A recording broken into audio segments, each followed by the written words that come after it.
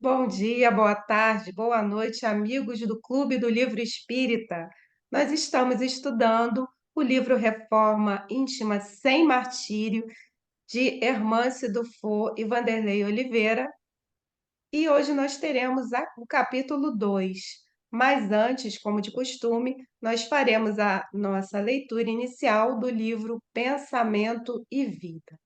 Vamos à nossa leitura inicial.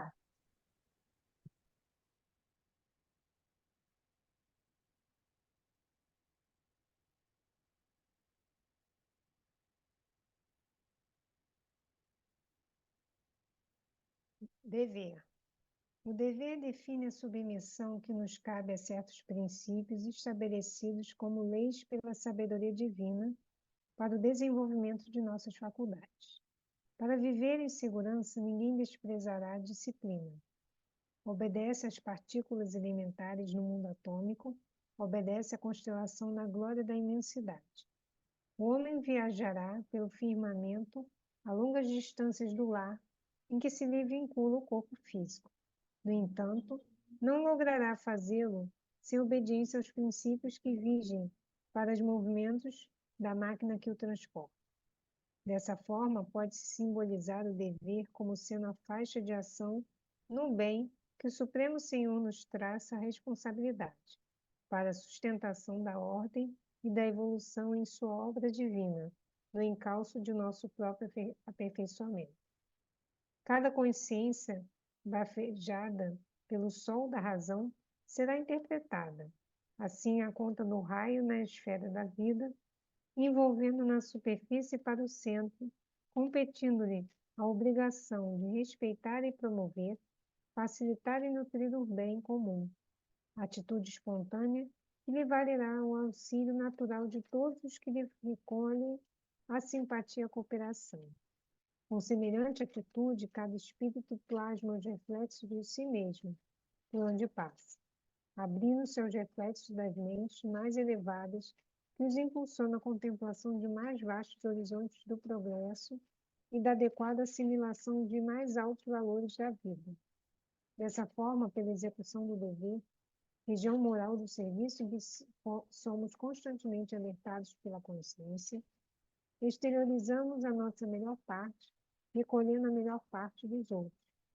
Acontece, porém, que muitas vezes criamos perturbações na linha das atividades que o Senhor nos confia, e não apenas desconjuntamos a peça de nossa existência, como também colocamos em desordem muitas existências alheias, desajustando outras muitas peças na máquina do destino.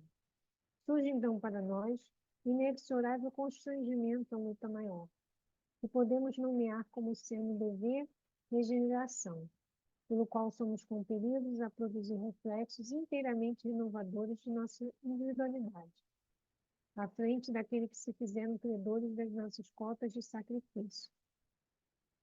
É dessa maneira que recebemos, por imposição das circunstâncias, a esposa incompreensiva, o esposo atrabiliário, o filho doente, o chefe agressivo, o subalterno infeliz, a moléstia pertinaz ou a tarefa compulsória a benefício dos outros, como gleba espiritual para o esforço intensivo na recuperação de nós mesmos.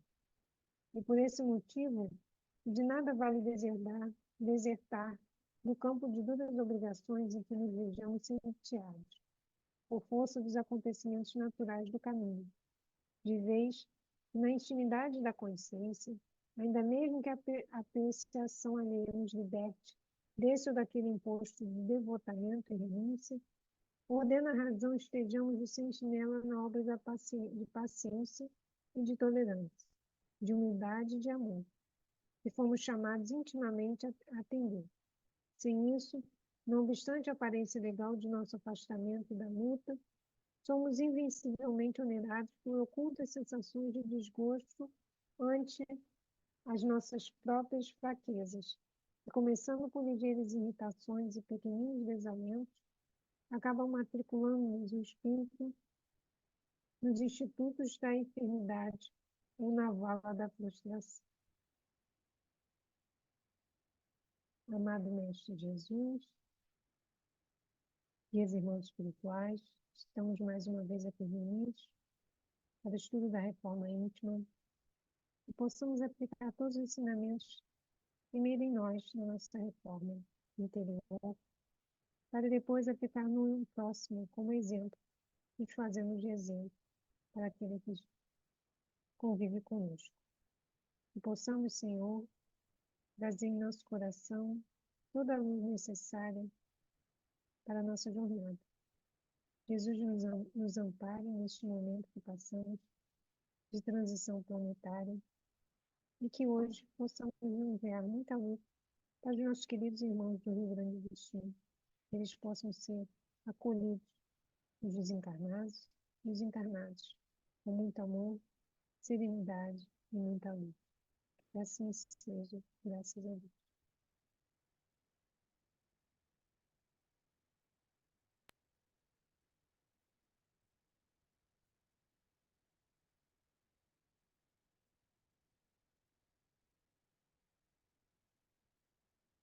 Boa noite, vocês estão vendo a minha apresentação?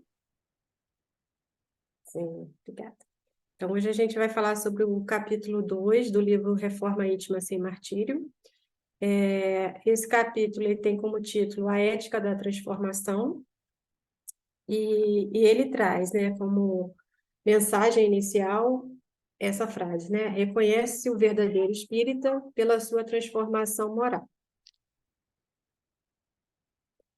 Então, inicialmente, ele começa perguntando o seguinte: o que seria reforma íntima, né? Eu tentei trazer aqui em forma de pergunta e trazendo o conteúdo do livro como resposta. E é interessante a gente notar que é um trabalho processual, ou seja, tem uma sequência. Qual a importância disso? É que às vezes a gente está tão ansioso por nos reformar que a gente esquece o fator tempo. A gente quer subir rápido demais essa escada, subir de elevador. E é um processo, é um tempo que é necessário, né? Eu trouxe aqui uma figurinha que eu acho que mostra isso, né? Nessa subida para o crescimento, para o aprimoramento, a gente tem um caminho aí, e nesse caminho a gente vai passo a passo, cada um com seu obstáculo, né? Pequeno ou grande, aos poucos vencendo, né?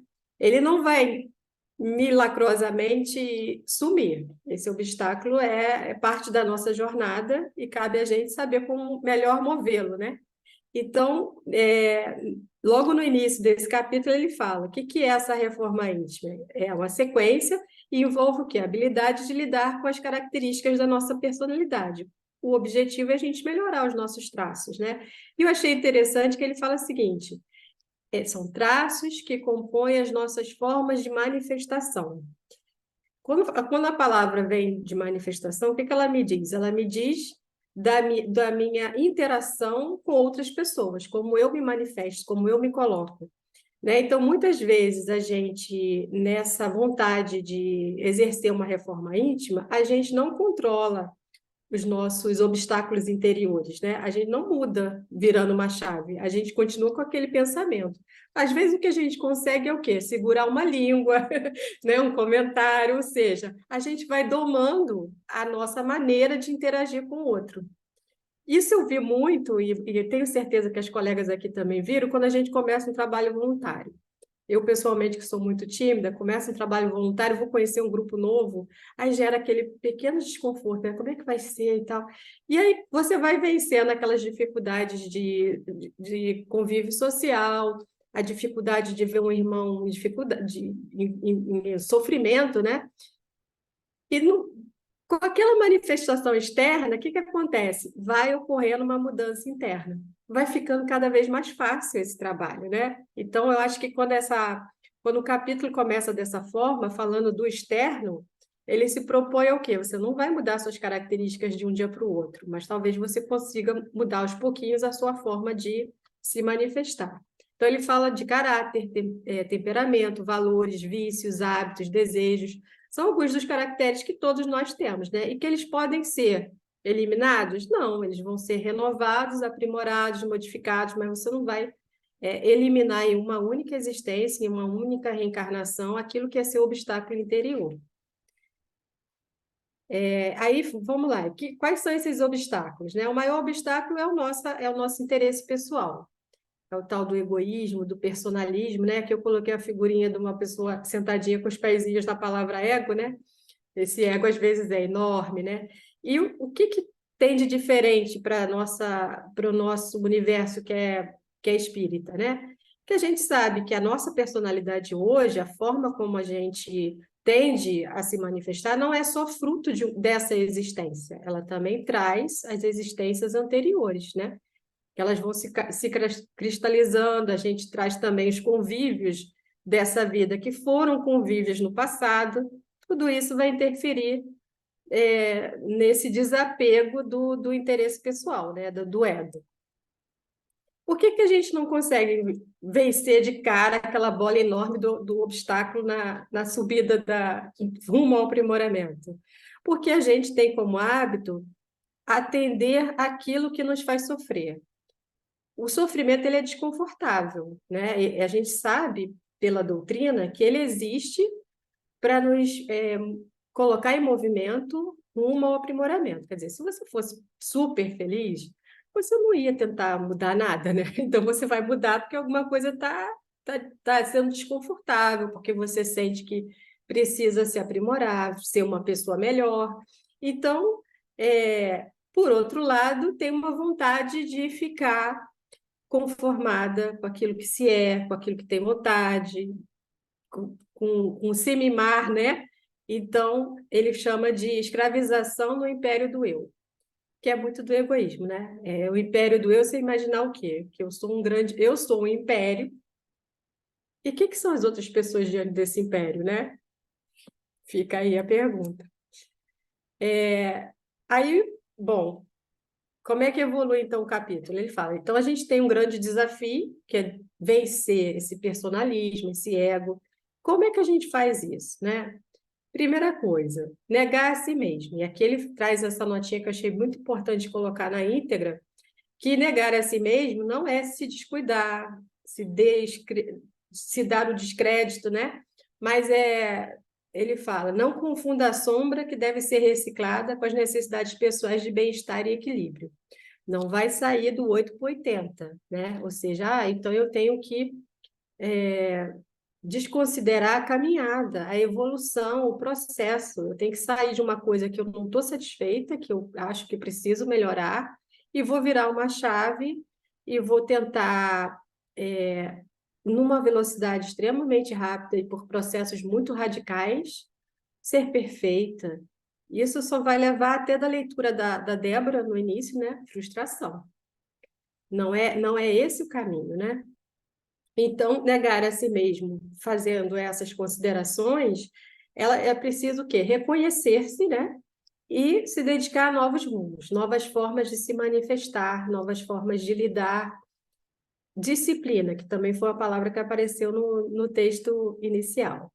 Então, despersonificar-se, esvaziar-se de si mesmo. E eu gosto muito dessa expressão, tirar a máscara, porque tirar a máscara significa você ter a coragem de se ver como é, e é extremamente doloroso, né? Então, esse é o objetivo maior da renovação espiritual, é se enxergar, se diagnosticar e, ao mesmo tempo, ser caridoso consigo mesmo, entendendo que é um processo. E não é um processo, muitas vezes, de uma única vida, né? Nós que somos espíritas, a gente entende que é um processo que pode ser extremamente longo, né? E, Ana, Então, sim. é interessante a gente parar um pouquinho até naquele seu slide anterior, porque assim a Bom, gente está deixa eu estudando a voltar. reforma íntima sem martírio, ou seja, sem sofrimento. Esse é o objetivo. Por quê? Porque se a gente está procurando essa reforma é porque a gente está cansado de sofrer. Eu vi uma imagem esses dias numa rede social que mostrava a zona de conforto. E a zona de conforto e a pessoa saindo dessa zona de conforto. E a zona de conforto geralmente não é um lugar agradável. Você até fez esse comentário no mês passado. A zona de conforto chega a ser até tóxico, um local tóxico, mas a gente já está tão intoxicado por aquilo que não se percebe viciado, né? Viciado naquela mesmice, E aí o que que acontece? Quando eu canso de sofrer, eu vou procurar outros caminhos que possam trazer uma felicidade aparente ou alguma coisa que aqueça o meu coração, que eu me sinta útil, né, e não tão vazio. Porque a grande questão é essa: hoje nós vivemos uma crise social das vidas vazias, sem propósito. E nós precisamos ter propósito. Mas se eu sou uma pessoa egoísta, ególatra, eu vou achar que o único propósito da vida é a minha felicidade. No capítulo 17, no item, se eu não me engano, é 5, no item 7, que é sobre o dever, que a propósito foi sobre isso, a leitura inicial do livro Pensamento e Vida, os espíritos nos dizem que o nosso primeiro dever é conosco. E qual é esse dever? Do meu autoaprimoramento, e através desse autoaprimoramento eu posso arrebatar os que me cercam pelo meu exemplo, de eu viver aquilo que eu estou aprendendo. A doutrina espírita, ela nos ensina esses caminhos de uma forma mais esclarecedora, porque a doutrina espírita, ela não salva ninguém, mas ela mostra caminhos que nós podemos percorrer ou não para melhorar essa nossa evolução, para nós superarmos esses obstáculos que a vida nos traz, seja moral, seja financeiro, seja intelectual, o que for, cada um de nós reencarna com um propósito para superar os obstáculos que nós trouxemos de dívidas de vidas passadas. Então, vejam só, é interessante a gente entender isso para construir essa linha de raciocínio para a gente começar a fazer a nossa transformação. Porque a priori parece uma coisa fácil, mas não é. Quando mexe nessa transformação de sentimentos, de percepção da minha vida. Vejam só, o objetivo aqui do nosso estudo mensal é mudar a minha percepção. Eu, Fernanda, quero mudar a minha percepção, a Ana mudará a dela, e as outras, cada uma, porque nós somos individualidades, e apesar de nós termos objetivos em comum, cada um tem uma vivência diferente. Então, a minha percepção e os meus objetivos são diferentes do da Ana, do da Débora, do da Maria Silvia, da Climene, da Francisca, da Thaís. Então, a gente precisa primeiro perceber o que que eu posso aprimorar na minha vida, porque nenhum de nós é perfeito, nenhum de nós tem a família perfeita. E nós evoluímos em sociedade, porque nós nos necessitamos.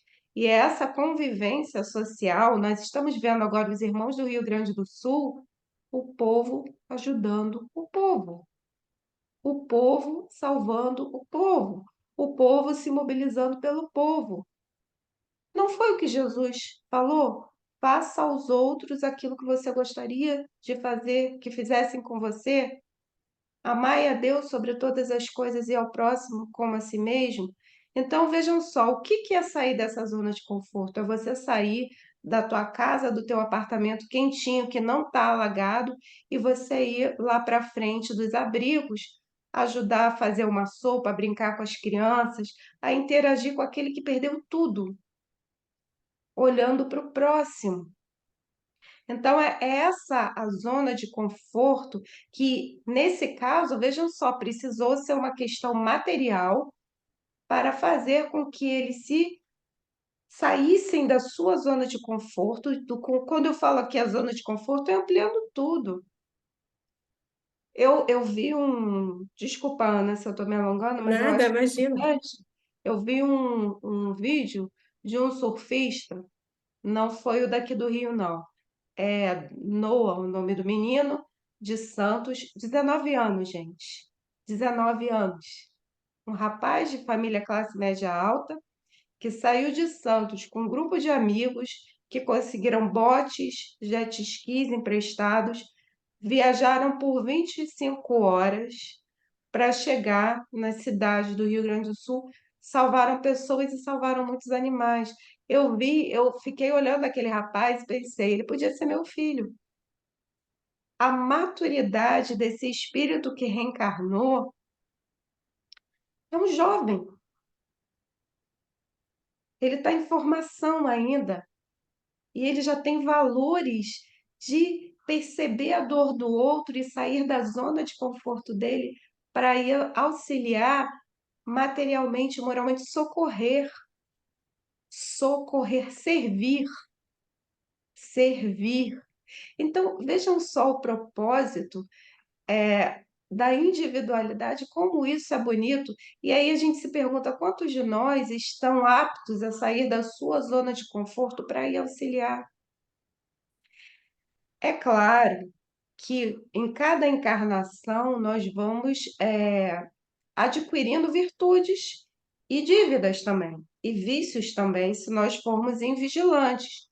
Mas as virtudes, elas sempre estarão presentes à medida que eu me esforço. Até aquele bandido, o pior bandido, ele possui alguma virtude, porque ele tem família e ele certamente já ajudou alguém na vida. Então, mesmo que essa virtude já tenha despertado, poderia ter despertado mais se ele se esforçasse mais no bem. Então, são essas imposições que a vida nos traz para que nós enxerguemos o interesse do próximo, porque é muito fácil você abrir a carteira. Hoje você nem abre mais a carteira, você tecla no celular e faz um Pix. É muito fácil só fazer isso. Então, a doutrina espírita nos mostra que é importante a ajuda material, sim, é fundamental, mas esse auxílio moral desinteressado na contabilidade divina vale muito mais. Então, é esse olhar introspectivo que nós devemos fazer, que é a proposta de Santo Agostinho. Poxa, o que que eu fiz hoje? O que que eu fiz hoje? É claro que quando a pessoa está assim, com depressão, o que que eu posso fazer para melhorar? Vou me levantar da cama, vou me esforçar, vou usar menos a rede social, vou fazer um exercício físico, vou conversar com alguém, vou ligar para alguém que está pior do que eu, ou se não der, faz outra coisa, faz uma prece. Só não pode parar, só não pode estacionar, achar que a vida cristalizou, porque quando nós cristalizamos a tristeza, a indiferença, o eu achar que eu não preciso de ajuda, que é o ego, que eu sou melhor, eu sou isso, eu sou aquilo, aí que a gente está criando um problema muito grande para nós. E isso, gente, não acontece numa encarnação só, mas através da nossa vontade, nós podemos sim acelerar um pouco esse passo. Ah, mas eu tenho dificuldade mental, eu tenho um obstáculo material, eu tenho isso e aquilo. Se esforça. Ninguém reencarna para ser infeliz, a gente reencarna para felicidade, aonde precisa encarnar. Mas a vontade, que é uma das potências da alma, essa vontade que impulsiona os nossos pensamentos e as nossas ações, ela precisa ser perseverante, porque a vida está difícil para todo mundo. Cada um de nós tem as suas mazelas. Mas qual é a nossa resposta? Nós que já temos essa capacidade de interpretação, o conhecimento que a doutrina espírita nos traz, abre portas. Porque é muito fácil, gente, você colocar obstáculos. Nós mesmos colocamos obstáculos na nossa própria trajetória. Muitas vezes, quando a gente fala, ah, eu não consigo, ah, eu não posso, ah, eu não sei, ah, eu não isso. Quanto mais eu digo não, mais eu vou estar dizendo que eu sou incapaz de fazer isso. E aí eu desencarno, vou para o plano espiritual, já com esse pensamento de que eu não posso fazer as coisas. Aí sofre no plano espiritual. Aí quando for reencarnar, talvez vai estar lá com aquela manchinha no perispírito do endurecimento. Porque quando eu me nego a tentar alguma coisa diferente, é porque de uma forma ou de outra eu ainda estou muito imbuído naquelas duas chagas da humanidade, que é o orgulho e o egoísmo. Porque o orgulhoso, ele sempre tem um endurecimento de tentar coisas diferentes, porque ele não admite falhar. E, gente, a gente está aqui para falhar. Cai, erra, acerta. Faz de novo. Anota. Eu anoto, porque a minha mente falha. E quando você vai ficando mais velho ainda, a mente vai falhando. A gente vive numa sociedade tão cheia de notícias, informações. O celular é muito bom, mas é que esse bichinho tão pequenininho, é tanta coisa que você pode fazer nele que você acaba se envolvendo em coisas práticas da vida. É da vida, você não pode negar a tecnologia. Mas algumas vezes você fica, é uma imantação de informações que você fica até. Então você tem que parar, respirar e perceber que você também falha. Você está na carne e não tem problema nenhum nisso, você não é invencível. Então, quando eu coloco essa limitação, essa crença limitante, são as crenças limitantes que nós muitas vezes colocamos na nossa vida, nós vamos ter sim dificuldades. A Cecília falou agora há pouco que ela é tímida. Eu também sou, por incrível que pareça, eu sou tímida. Eu fui vencendo a minha timidez e ainda venço a minha timidez falando, conversando.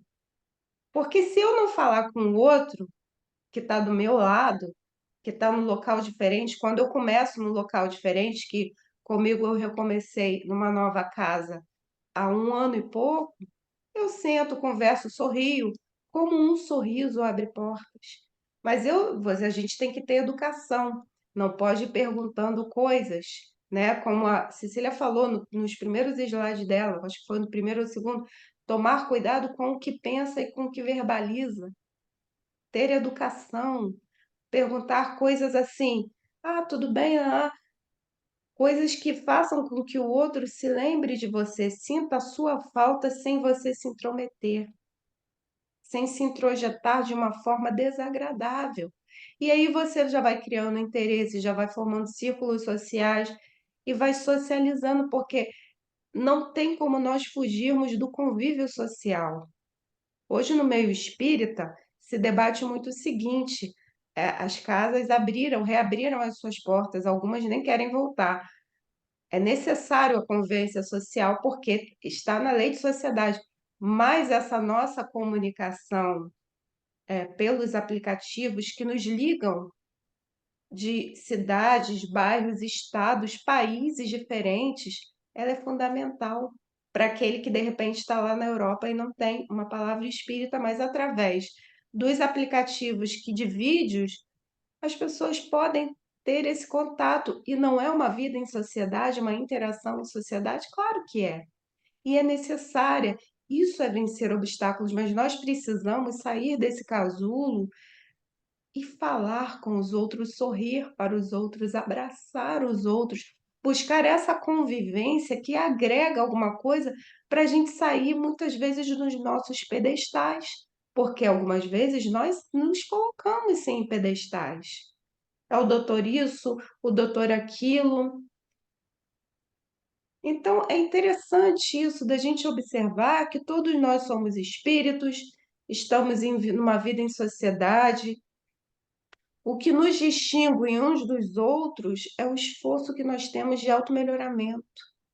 Porque quando a gente desencarna, gente, esses sentimentos, essas emoções, as coisas boas as virtudes e os vícios, é isso que a gente vai levar. E acorda no plano espiritual como a gente está aqui. É impressionante isso, é muito latente. No trabalho, você chega a ser tangível e você percebe o seguinte: meu Deus, como a gente ainda está dormindo. Então, não vamos nos assustar pela questão da reforma íntima. Ela tem que ser tratada com muito carinho, principalmente nós conosco, sem martírio, mas é necessário a gente sair da zona de conforto. Há 2 semanas, nós tivemos o encontro dos médiuns na nossa casa espírita, e foi interessante uma abordagem, que eu acho que é interessante como ainda fazem isso, dos trajes que as pessoas vão nas reuniões físicas e como elas se colocam até nas reuniões pelos aplicativos. Tem gente que fica deitado, tem gente que ainda está de pijama, está descabelado. Gente, isso está sendo gravado e outras pessoas verão. Então, assim, é o nosso dever também, como estava na leitura inicial, nós tomarmos cuidado com a nossa aparência, porque o corpo da gente, nós somos usufrutuários desse corpo físico também, que é um empréstimo divino, sem excessos. Eu não preciso ficar colocando preenchimentos no rosto, etc e tal, mas eu preciso cuidar de mim porque esse é o meu instrumento de evolução.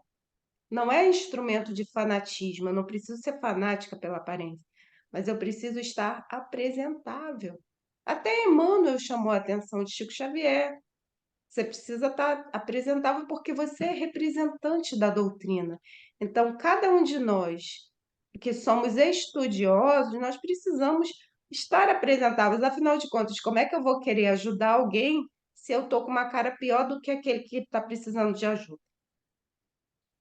Então, a gente tem que pensar nessas coisas que aparentemente são pequenas e vencer esse ego de que eu já sou bom, eu já sou isso, eu já vivi muito, agora eu faço o que eu quero.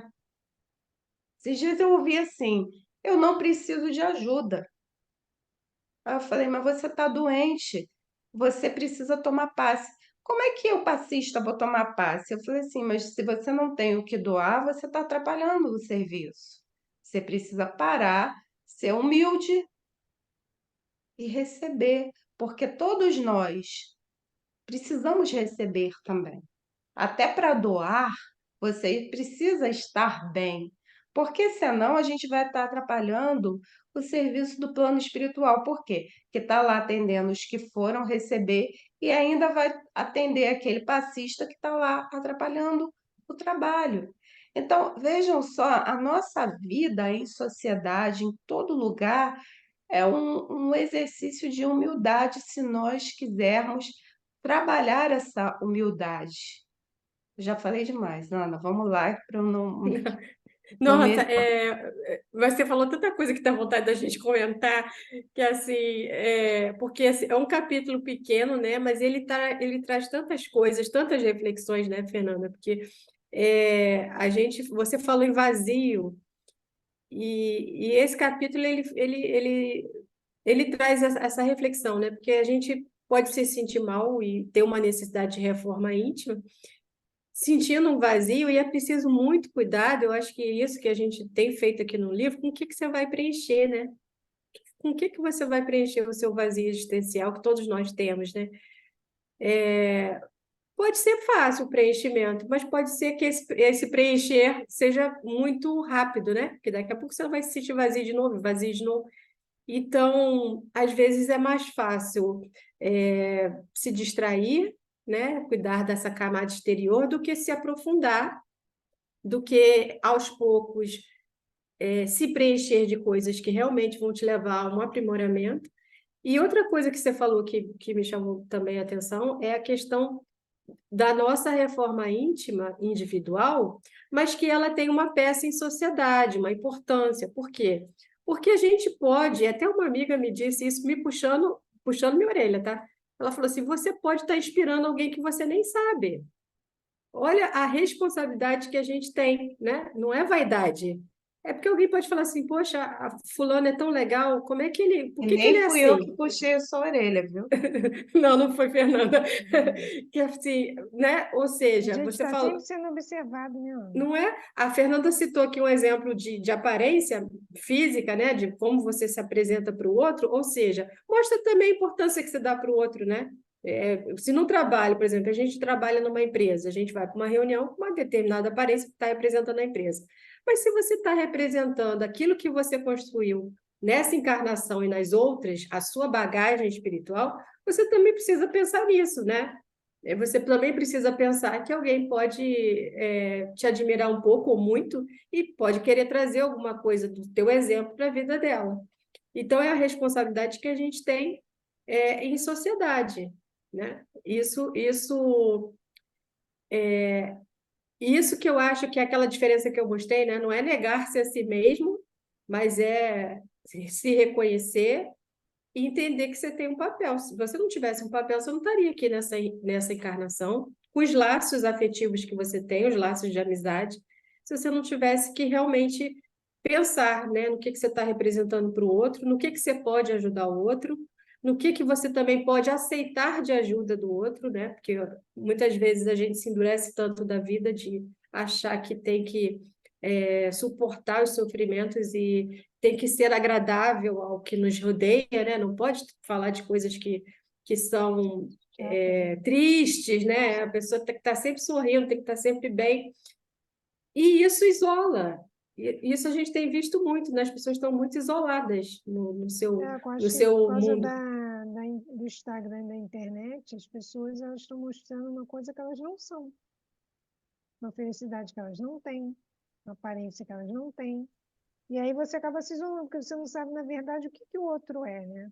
Se o outro também está mostrando uma aparência, você também está mostrando uma aparência, ninguém mais se conhece, na verdade. Então você não sabe se o outro está feliz, se está triste, se está passando por um processo depressivo, né? Se É. está precisando de ajuda, porque ele também se coloca como aparência como se estivesse tudo bem, o mundo é cor-de-rosa, não preciso de ajuda, está tudo maravilhoso. E, na verdade, a gente sabe que não é. Que Mas, Débora, a eu acho sociedade hoje em assim, dia está muito assim, principalmente os jovens, por causa da internet, né? Os jovens estão.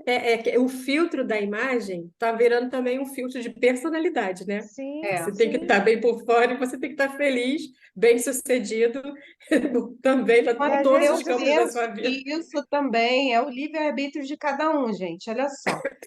Eu acho interessante isso, mas vejam só, a gente fala muito da tecnologia, né? Tudo é luz e trevas. Tudo na nossa vida tem o polo positivo e o polo negativo, tá? Porque tudo é de Deus. Tudo que tem ao nosso redor foi com a permissão divina. Então, assim, se Deus permitiu que o cara lá da informática fizesse um aplicativo que pudesse conectar as pessoas, eu vejo por esse lado, porque eu tenho Instagram e eu compartilho coisas boas. Eu alcanço coisas boas, eu recebo coisas boas. Então, assim, eu acho que na vida tudo é o nosso livre-arbítrio, porque senão fica muito fácil, a culpa é do outro porque publica isso ou deixou de publicar aquilo. A questão é que nós já estamos há muitos anos numa sociedade em crise, mesmo antes das redes sociais, gente, porque a depressão não surgiu agora, a inveja não surgiu agora. O que que é você olhar para a vida do outro e você querer viver a vida do outro? É inveja. Simplesmente isso. É inveja. A gente não pode ter medo de denominar as coisas que são. E a questão da inveja não é a culpa do Instagram, do Facebook, do Twitter, é do ser humano, é da individualidade. São imperfeições que habitam ainda daquela pessoa e que ela reencarnou para poder vencer esse obstáculo. E algumas vezes a criatura se entrega ao vitimismo porque tem inveja que o outro tem o cabelo assim, que o outro conquistou isso, que o outro. Entendeu? Então isso tem nome, é inveja. A culpa não é do aplicativo. A culpa é da pessoa que também não quer procurar um caminho para vencer a sua solidão, O vencer vazio. a sua vida vazia, que precisa ser preenchida com coisas boas. E não são só os jovens.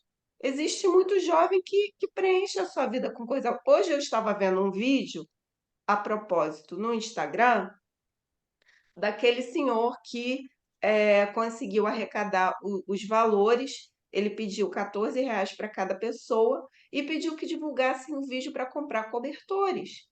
Hoje eu vi rapazes de 14, 15 anos, gente, de uma escola ou de um time de futebol, não sei direito. Eles estavam em mutirão, carregando os fardos de cobertores. Eu vou repetir. Eles estavam carregando em mutirões rapazes, jovens, meninos, poderiam ser filhos de qualquer uma de nós. Eles estavam ajudando a descarregar os cobertores nos abrigos. Então, isso foi divulgado numa rede social. As pessoas, que a sua mão esquerda não vejo que a direita faça. Mas esses vídeos estão sendo importantes porque estão inspirando Sim, sim. pessoas a A também fazer o bem. ajudarem, porque está vendo que a coisa está acontecendo. Então, as redes sociais são boas, sim. Às vezes, ruim é o nosso olhar. Então, isso é uma coisa da gente observar também. Qual é o nosso olhar em relação às criações de Deus? Porque a natureza é criação divina? É. O computador também é, porque ele é feito de fluido denso. A rede social também é, porque é feita de energia. Então, é de Deus. Qual é o nosso olhar? Agora, eu vejo a rede social como pilotar um carro, um avião, um helicóptero. Eu decido qual é o rumo que esse veículo, porque vejam só, a rede social é um veículo de comunicação, está levando informação. Então, a rede social é um veículo de informação. Agora, o que que eu faço com esse veículo, com esse talento, e qual é a forma que eu observo essa criação de Deus? Vejam como tudo é muito sutil e tudo leva a reflexões muito além dessas que nós gostamos de rotular. Porque vejam só, o jovem tem inveja por quê? Porque ele foi mal criado pelo pai e pela mãe, que muitas vezes não estão nem aí com a criação. Eles só procriaram, tiveram um filho, e o filho não teve a educação adequada para criar valores, porque nós somos seres sociais que vivemos de valores. Nós aprendemos o quê? Direitos e deveres, não é isso? E isso, direitos e deveres, tem a ver com valores de vida, que inicialmente é a proposta da família. Se uma família não propõe isso, o problema é da rede social. Se meu filho tem 18 anos e eu resolvo dar um carro para ele e falo, olha, tenha responsabilidade, ele vai, bebe ou se droga, tem um acidente, a culpa é de quem? Do carro? É da árvore que bateu?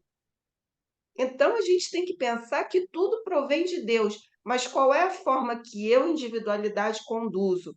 Qual é a forma que aquele meu amigo, aquele meu parente, aquele meu sobrinho. Então, não procuremos, gente, culpados. Vamos ver a solução, porque a solução está dentro de cada um de nós. É isso que a Ana colocou aqui, ó.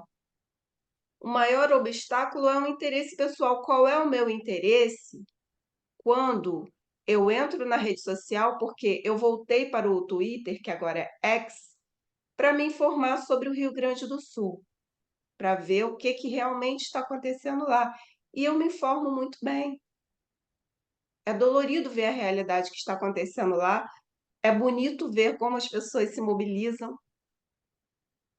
Então, tudo é o nosso olhar para esses meios de comunicação. Refletir, usar o bom senso. Eu canso de falar, Kardec, em toda a codificação, usa duas palavras maravilhosas que nós devemos usar para a nossa vida. Bom senso. Vamos refletir, vamos pensar na codificação, no Evangelho. O Evangelho é o nosso roteiro de vida. A gente não tem que procurar culpado. O sem martírio é sem culpa, sem aflição. Então, o problema, gente, não é a rede social. O problema é a condução da sociedade como um todo. E aí eu fico perguntando qual é o meu papel nisso tudo? Como eu ando conduzindo a minha vida? Por exemplo, eu não tenho filhos, vocês também não. Então, vocês não têm, aparentemente, a responsabilidade da condução de outras individualidades que não foram geradas por vocês. Os sobrinhos, você pode dar um pitaco aqui, outro pitaco ali, mas você não tem a responsabilidade direta. Agora, o pai e a mãe daquele jovem que utiliza mal um veículo de comunicação, que é a rede social, a responsabilidade não é do Instagram, a responsabilidade não é do Twitter, a responsabilidade é de quem publica, de quem se expõe. Então, é isso que a gente tem que pensar. São os nossos talentos. O que que eu faço com o meu talento? Como eu uso o meu livre-arbítrio, gente? Isso a gente está falando de livre-arbítrio. A gente está falando de dever. Então, é isso. A gente tem que olhar para dentro da gente e perceber como eu, como espírito imortal, que estou em mais essa encarnação, porque eu já tive várias e ainda terei outras várias, como eu estou conduzindo essa minha experiência reencarnatória sem procurar culpa, porque eu não vou virar uma pessoa melhor ou pior porque eu uso a rede social. porque eu tô lá, comentei num. Vocês querem ver uma. O Twitter é a terra de Marlboro, né? O X. Então, às vezes, você comenta uma coisinha e daqui a pouco tá alguém te xingando, tá alguém te rotulando. Sabe o que que eu escrevo? Paz e luz, menos raiva no coração. A culpa é minha do outro ter sido mal educado comigo? Não, é o que ele tem no coração. O que que nós temos no nosso coração? É isso que a gente tem que perceber. Menos culpados e mais introspecção.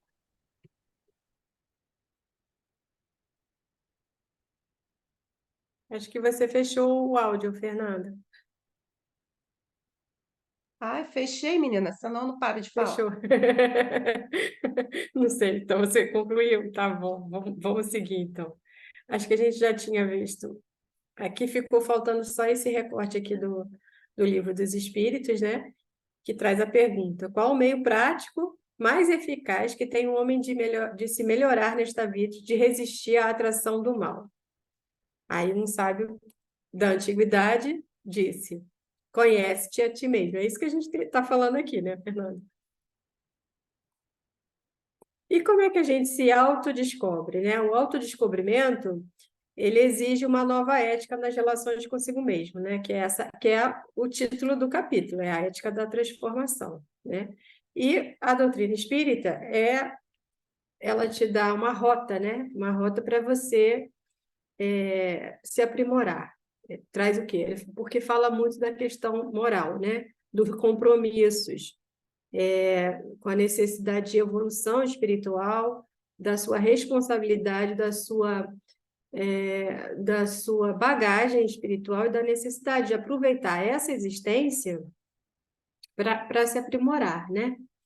Então, o autoconhecimento por meio das luzes da imortalidade, ou seja, a gente vai entender que a gente não é um ser de uma única existência. A gente tem que ter essa escala espiritual para entender que isso aqui é um trecho, é uma etapa, é um degrau, né?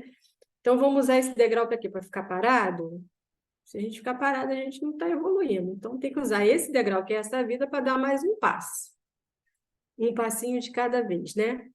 E, então, a gente sabe que a doutrina espírita acaba sendo como um mapa, né? Porque ela fala muito da questão moral, ela fala muito da questão íntima, né? Da nossa individualidade, do nosso papel na sociedade e da consciência. A Fernanda citou aí o livre-arbítrio, né? O livre-arbítrio que é a nossa responsabilidade diante das escolhas da vida. O que que você escolhe? E o grande poder que você tem através dessa escolha de contribuir para essa evolução ou estagnar.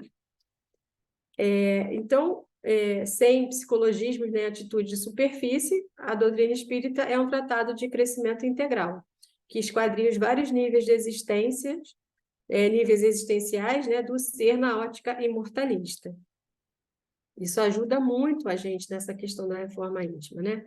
E aqui vem uma crítica, o capítulo traz uma crítica, que é a questão dos conceitos, né? Os conceitos de reformação interior, a cobrança dura do moralismo, do puritanismo, né? Daquele que se acha, por orgulho, vaidade, detentor de tal conhecimento e da doutrina que aponta o dedo para o outro.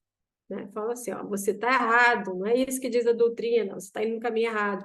E esse que faz isso, ele está deixando de olhar para si, né? Que é o que, como a Fernanda comentou, né? A primeira responsabilidade nossa é conosco mesmo, né? Depois com o outro, mas para ele é mais fácil apontar o dedo, né?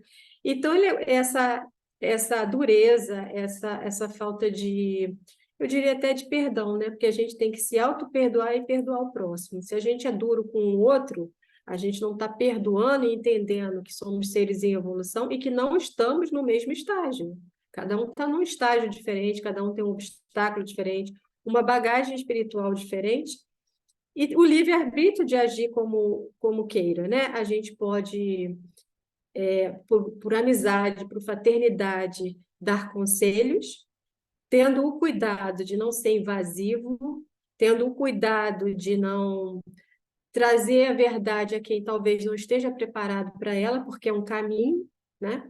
Tudo tem o seu momento certo, e não afastar essa pessoa que está em busca. Ela já chegou num ponto de buscar alguma coisa, ela está melhor do que muita gente. E essa rigidez que a doutrina traz, porque tem muitos conhecimentos científicos, tem uma base científica na nossa doutrina, ela pode sim afastar essa pessoa que busca a evolução, sinceramente está buscando a evolução, e isso pode atrapalhar muito a evolução, né? Isso infelizmente, a gente vê nas casas espíritas. O orgulho é do ser humano, mas quando a gente está falando de evolução espiritual, quando a gente se propõe ao amor fraterno, é preciso muito cuidado com as suas verdades, não impor ao outro, o seu modelo, não impor ao outro. E talvez você não seja esse modelo que você acha que é, né? Talvez falte aí também a humildade de, poxa, se eu sou esse modelo, o que eu estou fazendo nessa vida? Né? Se eu estou aqui lendo um capítulo de um livro espírita, fazendo uma palestra, primeira coisa, essa palestra não veio à toa para mim. Eu sou talvez a pessoa que mais precise dela, por isso ela veio, né? Então, Quem isso é faz é o importante, né? primeiro, quem faz a palestra é o primeiro a ser Beneficiado, né? beneficiado e o alerta é para ele, porque é uma boca e dois ouvidos, e o som está mais perto dos ouvidos de quem faz. Com Então, é o certeza. alerta também para quem faz, porque fazer esse trabalho, essa divulgação, quando você realmente entende que Ana, é o que a gente está fazendo aqui também, tá? Agora. Então, é para a gente compreender a nossa responsabilidade e começar a ativar a nossa autotransformação, porque a gente não sabe nada. A gente sabe um pouquinho assim de nada. Então, a gente está engatinhando ainda. E é possível, porque Jesus trilhou o mesmo caminho que nós trilhamos, num outro planeta, numa outra época. Mas isso é consolador. E algumas casas espíritas já estão acordando para essa realidade, e nas palestras públicas, por exemplo, ao invés de ficar falando termos difíceis como perispírito, isso e aquilo, trazer uma linguagem mais simples e envolvente para aquele que está lá precisando de algum alento. As recepções das casas espíritas, você precisa ter um olhar para aquele que chega lá com o coração cheio de dor. Então, isso, aos poucos, já em algumas casas espíritas, já está acontecendo essa transformação, essa ética da transformação, para oferecer um atendimento com a benevolência, com a indulgência, para aquele que chega lá com o coração sofrido, porque geralmente, né, de uma forma geral, aquele que vai à casa espírita não vai por amor. E muitos dos que chegam lá dizendo que foi para estudar, estão com o coração feridozinho, sim, só não querem admitir, porque ainda estão imbuídos no orgulho. Mas a necessidade do conhecimento é para esclarecer alguma marquinha negra que habita em cada um de nós. Com certeza, Fernanda.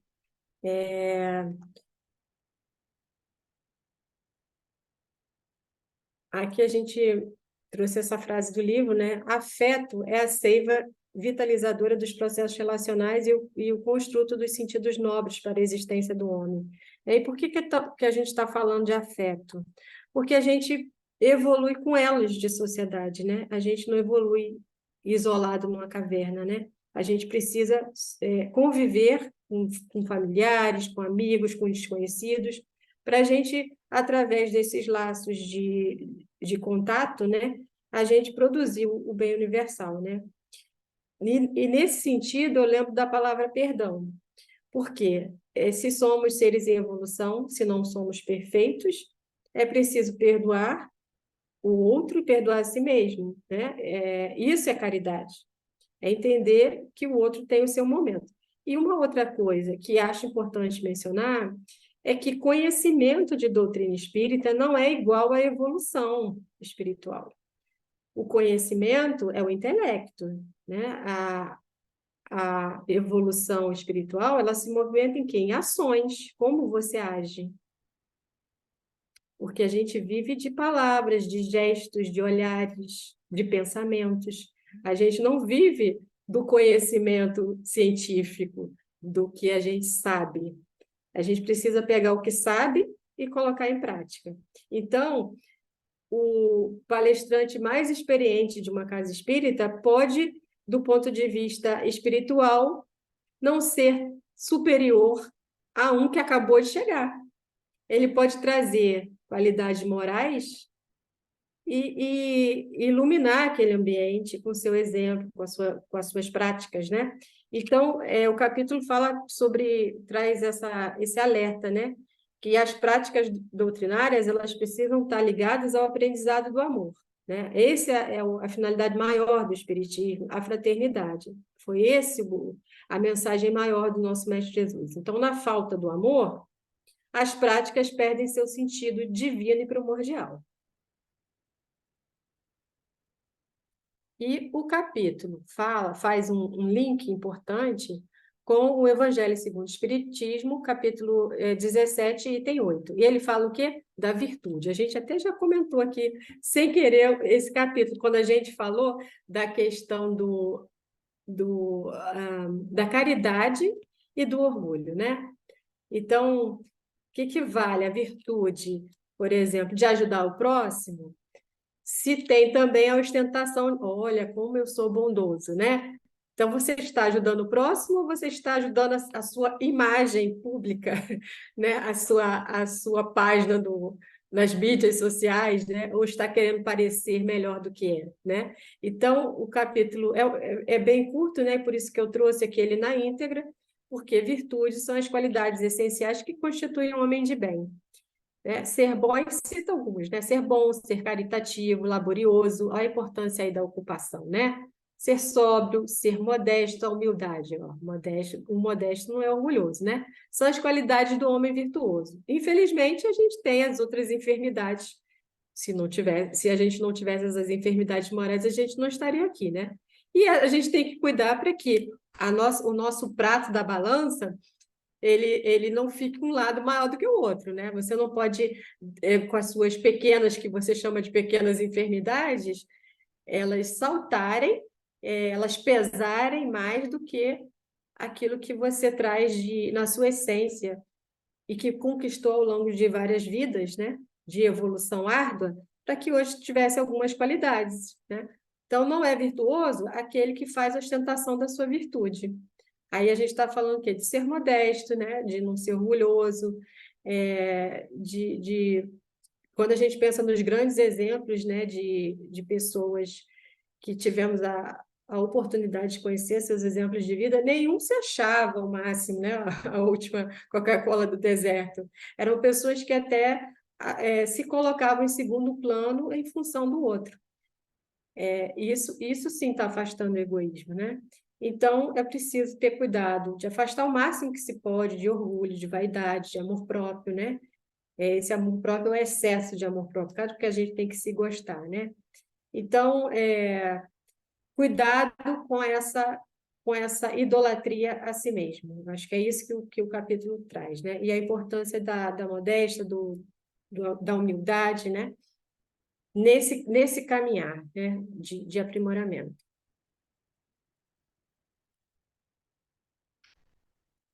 Então, como deve ser, então, esse processo da reforma íntima? A gente falou o quê? Aqui da doutrina espírita, né? Do autoconhecimento. Então, a gente tem um mapa, que é o espiritismo, e a gente tem o autoconhecimento. Mas a gente também precisa ter o quê? A autoaceitação. Porque até o capítulo anterior ele falava dessas 3 palavrinhas, né? A culpa, a autopunição e a baixa estima. São 3 palavrinhas que nos levam ao martírio. São 3 palavrinhas que, ao invés de nos incentivar ao progresso, nos coloca num patamar de extrema tristeza, de extrema desvalorização, que não incentive nada a caminhada, né? Então, é preciso tomar posse da verdade de si mesmo, ou seja, o autoconhecimento, e isso por si só já é um ato muito doloroso. O passo seguinte não é se sentir culpado pelos erros, não é se sentir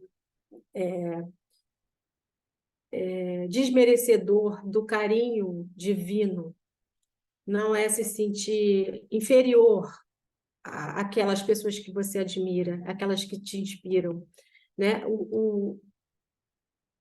Esse processo de se conhecer é o primeiro passo para tentar mudar, né? Então, por isso que se fala dessa palavra ética. É preciso uma ética de transformação pessoal para que essa caminhada rumo à reforma íntima, ela te assegure o quê? Saúde e harmonia interior.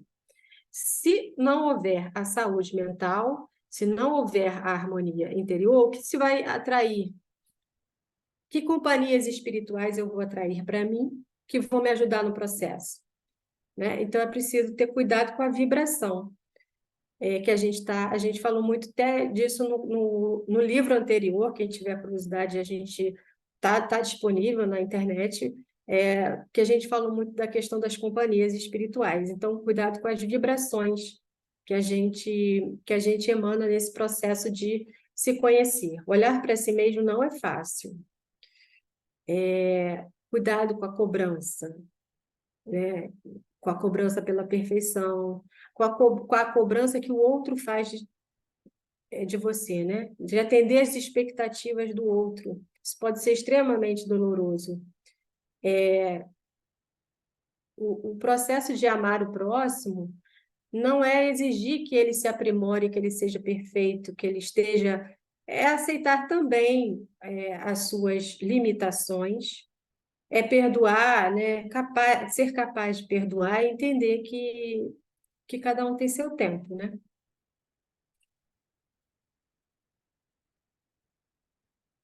E aqui a gente vai trazer essa parte do livro, ela é muito, ela é uma ferramenta, né? É quase um manual. Quais são os comportamentos mais efetivos nesse processo de autotransformação?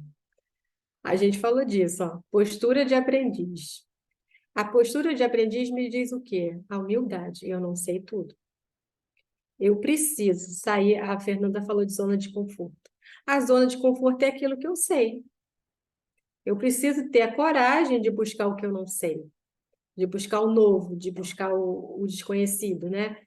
De vencer esse preconceito de que minha zona de conforto está bom, de que eu não preciso ter a ambição de sair dela e tentar e buscar a felicidade, né? A gente às vezes se acostuma com a infelicidade, tem medo do desconhecido.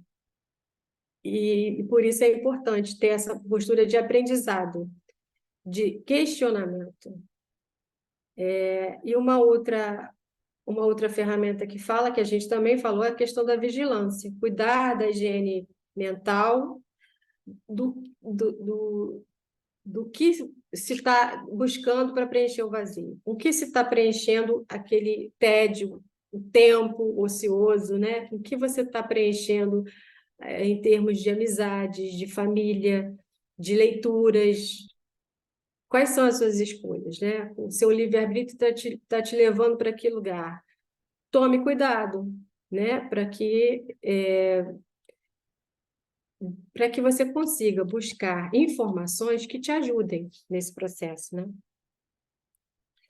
Observação de si mesmo, que a gente falou bastante, que é a questão de se conhecer, conhecer as suas emoções e ter também a caridade de entender que às vezes vem um pensamento que é seu, reconheça, esse pensamento é meu, não estou sendo influenciada, não, eu sou assim mesmo. Mas eu posso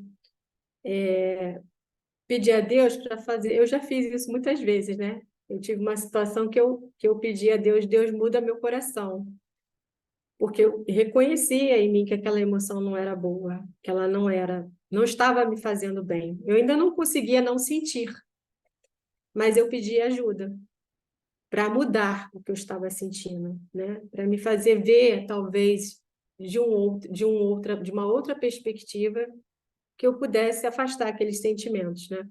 Então, esse também não é um processo fácil, né? Reconhecer emoções que você gostaria de não sentir. E aqui eu já até falei, né? Eu pedi a Deus, ou seja, eu orava, né? Eu estava fazendo uma oração para que me ajudasse no processo. A oração, a gente cansa de falar do poder da oração, da importância conectar-se, né, com essas energias superior. Que ferramenta fácil, né? Todo mundo pode orar e não precisa falar palavras bonitas. Um pensamento pode ser uma oração. O quanto isso pode mudar a vibração, o quanto isso pode atrair ajuda física e ajuda espiritual. Né? Quantas pessoas entram na nossa vida e a gente diz assim, foi um presente de Deus. Às vezes nas fases mais difíceis, às vezes aquele que você não julgava que ia parar na sua correria para te ouvir, e você precisava daquele conselho, você precisava daquela escuta, e foi um presente, eu chamo de presentinho de Deus, foi um presentinho de Deus, ou seja, você fez um movimento de pedir ajuda, e essa ajuda pode vir tanto do ponto de vista de companhias espirituais, de inspiração espiritual, como também pode vir em forma de pessoas, né?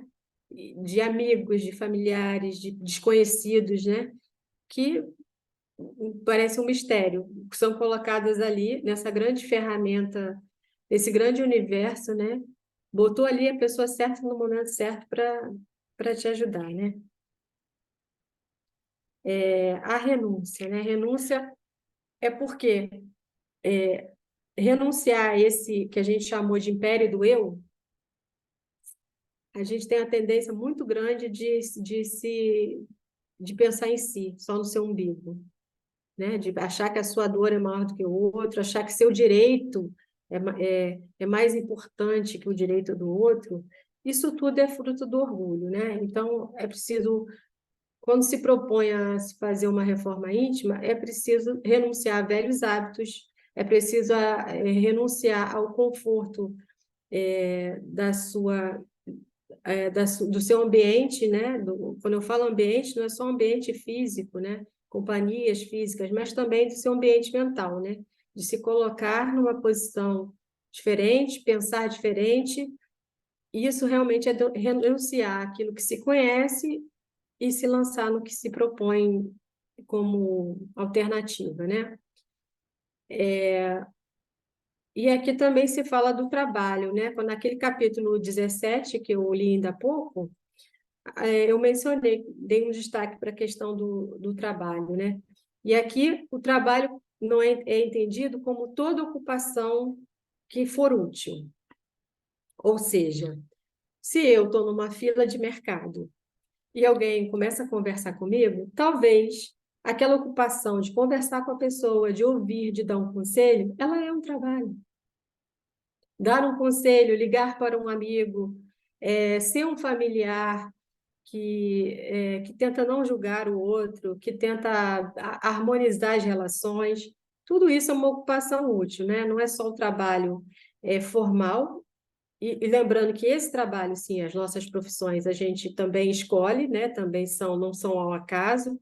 Qualquer profissão, a gente tem a oportunidade de se relacionar com colegas de trabalho e também de buscar relações fraternas nesse ambiente. Então, o trabalho como ocupação útil, é tudo que a gente pode fazer, investir como crescimento interior, né? E sempre se observando, né, nessas relações.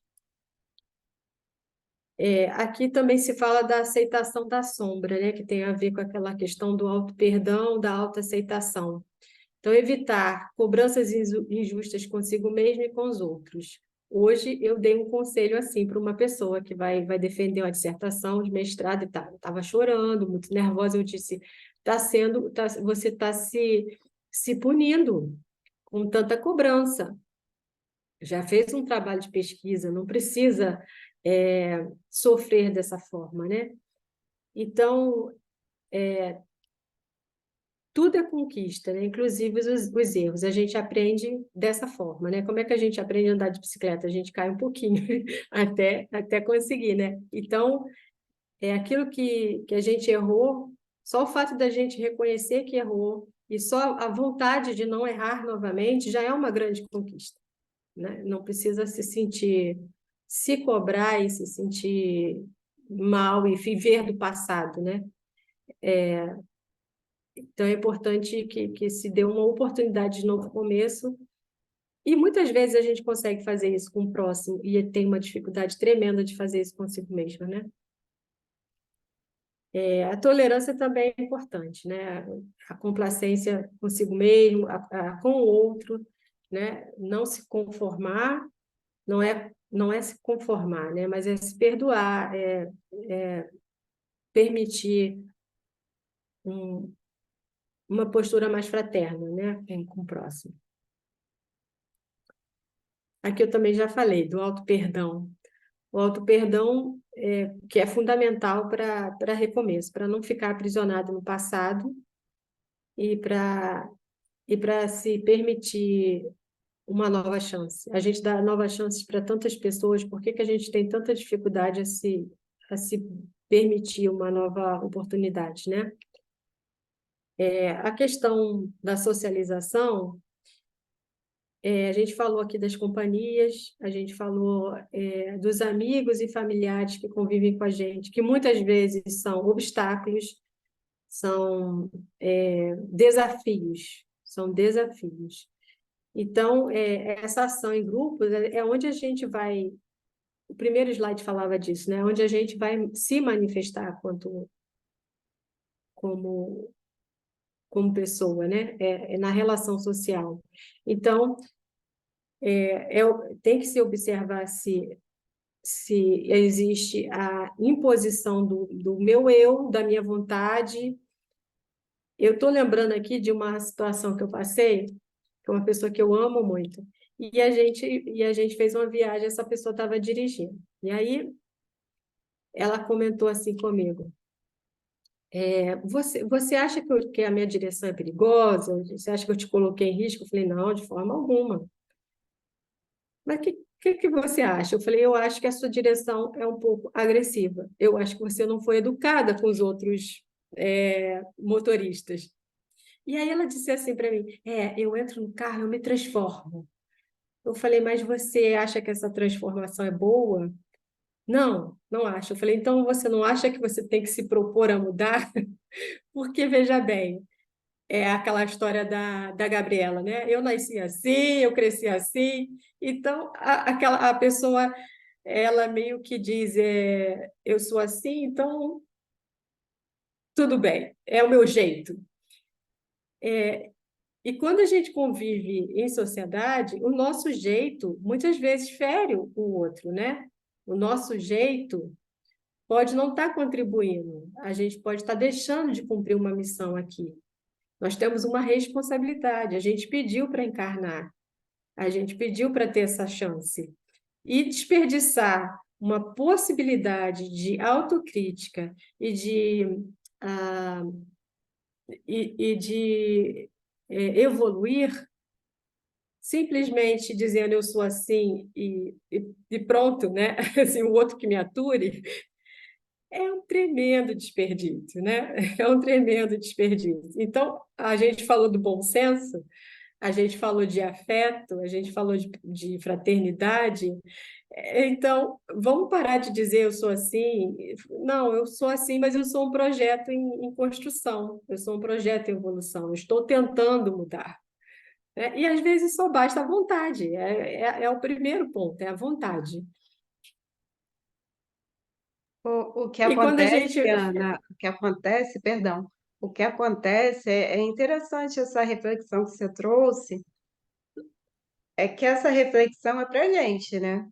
Porque por mais que a gente dê um toque do bem no outro, aquele que faz a direção violenta, aquele que atravessa o sinal com um bonequinho vermelho, mas está se colocando em risco, aquele que dirige a bicicleta na calçada ou que anda na contramão, por mais que você fale, aquele que agride, aquele que usa as redes sociais para agredir, para propagar coisas ruins, que isso, gente, também é uma forma de você assassinar a reputação, é uma forma também de você fazer o mal. É a parábola dos talentos. Se você pega um objeto divino e usa para o mal, seja a direção, seja o meio de comunicação, seja a caneta, né? que agora é o computador escrevendo uma matéria jornalística, ou qualquer coisa que seja utilizado para desqualificar, para agredir, para fazer mal a um grupo, como eu me lembrei agora, você está falando dessa coisa da agressão, eu me lembro que algum tempo atrás, quando estavam havendo umas manifestações populares, algumas pessoas pegavam os carros e passavam por cima dos manifestantes, porque estavam sendo intolerantes, não aceitavam do outro se manifestar. Então, assim, a gente vive realmente uma crise social. A crise social, nós estudamos isso no livro passado, do Psiquiatria Iluminada. A crise é social. A questão é, no meio de todo esse redemoinho, né? Nesse turbilhão de pensamentos e ações desequilibrados, aonde eu estou nisso tudo? O que que a doutrina espírita... Aqui a gente está falando de doutrina espírita porque nós estudamos a doutrina espírita, mas a autotransformação, ela é proposta em qualquer segmento religioso sério.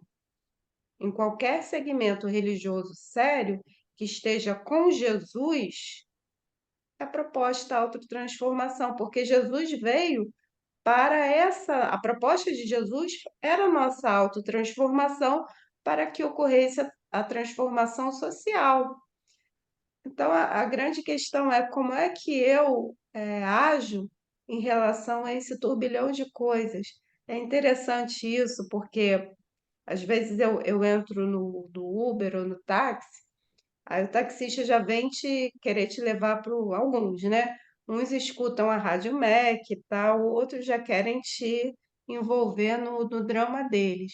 Aí já começa a falar um monte de desgraça. Eu falo, não, eu não assisto tal emissora, eu não vejo isso. Ah, então a senhora é alienada? Não, eu não sou alienada, mas eu não me deixo envolver por toda essa dor, por toda essa tragédia, porque se eu for viver a dor do mundo, eu não consigo me transformar. Se eu for olhar para o que o outro está fazendo, eu não consigo carregar a minha cruz. E já é difícil a gente carregar a nossa cruz. Ela é pesada, ela dói, mas ela é minha.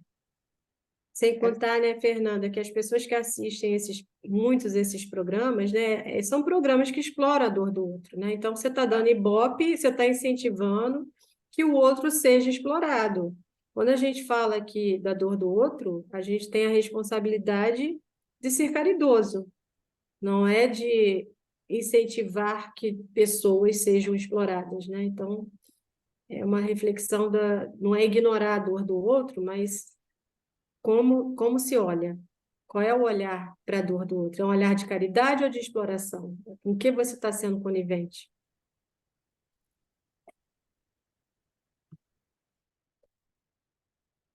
Bom, aqui a gente tem, como as duas últimas ferramentas, né?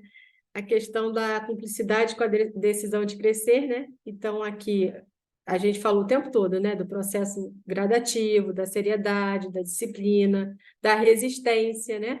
Então, essa amiga, por exemplo, né, que eu citei, ela tem muito prazer em correr no trânsito, em dar fechada, ela sente, talvez, é, adrenalina, né? São substâncias químicas, né, doutora Débora, que estão sendo disparadas ali que ela está preenchendo um vazio, ela está sentindo prazer com aquilo. E está faltando o quê? A questão da seriedade, né? Porque eu falei assim, eu perguntei, mas se tivesse uma pessoa que te admira te vendo aqui, ela, mas ninguém me vê. Quer dizer, para a gente que é espírita, meu Deus, quantas pessoas, né? Quantos irmãozinhos podem estar nos vendo, né? E a gente não tem essa coisa de ninguém me ver, né? A gente tem uma consciência. Imagina se você falasse, olha, tem 3 sentados aqui atrás. Te vendo, não é? Tem muita gente aqui te assistindo, né? E sem contar o que você está gravando na sua consciência, né? A consciência está ali. A gente sabe, a gente tem o exemplo de Jesus assim internalizado, então a gente sabe o que é certo, o que é errado. E do jeito que ela sabia mesmo. Eu falei, mas você vai tentar mudar? E ela falou, não, eu vou tentar mudar. Eu espero que sim, né? E assim, eu acho que essa conversa que eu tive também explica isso, né? Eu não tomei a iniciativa de falar disso, foi o contrário, ela me provocou, porque ela falou assim: você ficou com medo de andar comigo, né? Porque teve uma hora que eu disse: não, deixa os carros que te ultrapassam, deixa a gente, né, a gente estressada aí, e a gente não tem pressa, né, de chegar a lugar nenhum. Então é o jeito com que a gente fala, né? Isso tem que ter essa caridade também de sentimentos, de afeto, de, de como a gente gostaria que falassem conosco, né? Com as nossas imperfeições, e principalmente para a gente que frequenta uma casa espírita, que a gente tem esse compromisso, a gente abraçou isso, da questão de não apontar o dedo, né? De não apontar o dedo para o outro e também não fazer isso conosco mesmo, né? De falar: nossa, que vergonha de você, tanto tempo estudando, ainda faz isso, né? Ainda sente isso, que vergonha de mim mesma. Não, eu tenho as minhas limitações e Você está só. na carne, a gente está É, caminhando, a gente tem que ter mais é, carinho, a sim, gente só tem essa que percepção, né, ter já é mais alguma carinho. coisa. Eu estou aqui pensando, Ana, você está falando aí que você foi tão carinhosa com a sua amiga. Se fosse eu, com uma pessoa doida dirigindo, eu ia começar a gritar, ia falar: para, pelo amor de Deus, que eu não quero desencarnar agora. Porque assim, até o olhar, eu pelo menos, eu acho que eu já desencarnei num acidente de trânsito horrível, Pode porque eu ser. não tenho essa sensibilidade. Você está mais evoluída do que eu nesse quesito, de ser carinhosa e falar: não, não sei o quê. Não, eu Eu já talvez. ia falar: para, pelo amor de Deus, que eu quero descer, encosta ali. Mas a gente tem que ter carinho conosco. Com certeza, com certeza. Eu acho que a gente que é espírita, né? Está sempre uma cobrança maior. Nós, conosco, e dos outros conosco de uma Tem, perfeição, né? Porque acho que tem. você é espírita, você já é perfeito. Você não pode Sim, errar, você não pode sim, cair, você não pode xingar, você não pode sim. perder a paciência. Perder a paciência, então, é um, Nossa. é um horror. O espírita que perde a paciência é encontrar uma pessoa de yoga gritar com alguém. E eu já cheguei ao ponto de falar assim: a gente tem que ser pacífico. Pacífico vem de paz. A gente não pode ser passivo, né? Então, achar que porque você adotou uma determinada religião, você tem que ser passivo. Não, a gente vê coisas erradas e a gente tem que se posicionar. A maneira com que a gente se posiciona é que diz muito, né? Mas Como é é que muito você se comum isso. posiciona E a diante, própria né? autocobrança também é muito grande, É né? a ética da transformação, a gente não pode ser passivo. Então, nesse slide aqui, a gente continua falando desses comportamentos, né, que são efetivos. Eu dei um destaque para esse aqui, que é a questão do auto-amor. Eu acho que é chave quando você fala de desafio de reforma individual. Né? Se você tem amor com o próximo, por que você não pode se amar também, né? Então, a gente tem uma tendência de desvalorizar a própria história, querer esconder os erros do passado, a gente tem vergonha de falar dos nossos erros. Então, é preciso esse auto-amor, né? Para que a gente não se torture, né? Entender que é um processo lento, é gradativo, e que nós somos obras de Deus, então a gente, quando tenta se aprimorar, a gente é como se a gente tivesse, ele usa essa expressão, né? E tivesse retornando lenta e gradativamente a essa identificação plena com o Pai, que é o nosso exemplo maior, né? Então, a gente convive bem com os outros, para conviver bem com os outros, a gente tem que conviver bem consigo mesmo. E no início da apresentação, a Fernanda falou nisso, da responsabilidade primeiro conosco, né, da gente estar bem. Então, essa ética da paz, nesse processo de metamorfose, de transformação, ela permite que se alcance essas metas, mas mantendo o bem-estar, mantendo a harmonia, mantendo a saúde, né, para não deprimir, para não se prostrar diante do processo, né? O objetivo, então, claro, é tornar o homem mais feliz, mais integrado ao divino, a sua tarefa, a sua responsabilidade nesse mundo, e entendendo que é um degrau, né? Essa vida é um degrau disso aí. A gente vai chegar lá, a gente com certeza vai chegar lá, e cada encarnação é uma oportunidade de caminhar, dar mais um passo. E aí o capítulo termina falando do exemplo de Ananias, né, o apóstolo que foi chamado para curar os olhos do doutor de Tarso, e que ele fala que quando o Mestre Jesus o chamou, né, enquanto colaborador bastante humilde, ele prontamente, livre de desinteresse, ele disse o quê? Eis-me aqui, Senhor. Então essa tem que ser a nossa postura. Eis-me aqui para colaborar com a obra, ser uma ferramenta, uma pecinha dessa máquina. A nossa responsabilidade é ser uma pecinha da grande máquina. Né? O nome, então, dessa virtude, no dicionário cristão, é a disponibilidade para servir. Então, de novo, a gente fala o quê? De ocupação útil. Servir é ocupação útil. Né? Então, a gente tem que servir e aprender. Aprender não só com os acertos, mas principalmente com os erros. Então, o programa ético mais completo e eficaz para a gente, para todos nós aqui, que a gente deseja essa autoeliminação. Quando a gente chegar lá, seremos plenamente felizes. Então, terminamos. Pontualidade britânica. Foi. Deixa eu. Impressionante. 9 horas em ponto.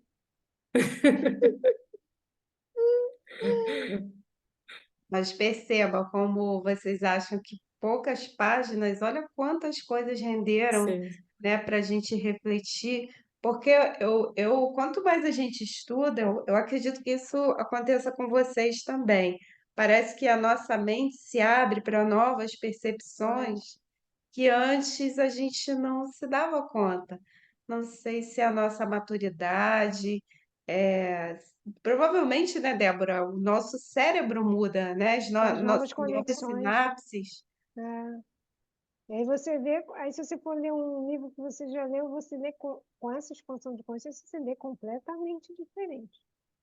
É impressionante. Você vai ler um livro que você leu há 5 anos atrás e fala assim, nossa, como é que eu não li isso aqui?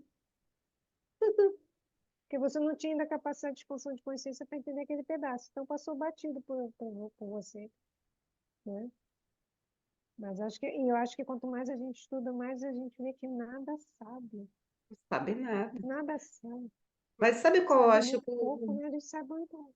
o grande pulo do gato? É como a Ana acabou de exemplificar, quando a gente consegue viver um pouquinho daquilo que a gente aprende, aconselhando o outro, seja na fila, seja o coleguinha que está lá fazendo um trabalho, e você fala, calma, é isso, assim, assado, fica calmo, aquieta teu coração que vai ficar tudo bem. E no final dá tudo certo.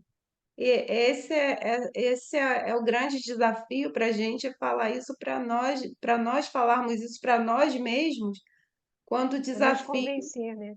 acontece na nossa vida. Calma, quieta teu coração, é um exercício.